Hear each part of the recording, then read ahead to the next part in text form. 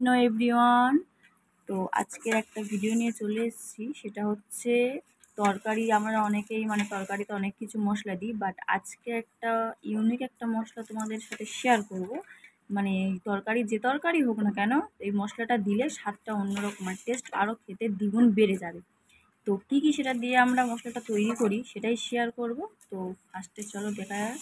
এখানে আমি একটু ধনেটা হালকা একটু কড়াতে ভেজে নিয়েছি, গরম গরম করে নিয়েছি আর কি, যাতে মিক্সিতে দিতে সুবিধা হয়।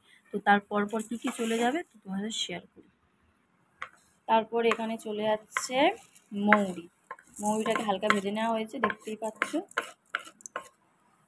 এই যে এখানে এবার চলে গেল জিরে।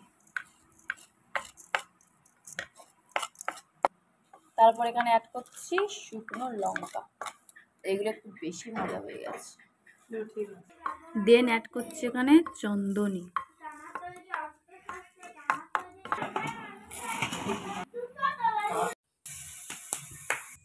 এই যে মশলাটা পুরো রেডি, দেখতেই পাচ্ছেন মশলাটা পুরো রেডি হয়ে গেছে। এবার এটা তরকারি দিলে এত সুন্দর টেস্ট হয়, আর এটা হচ্ছে নিরামিষি মশলা।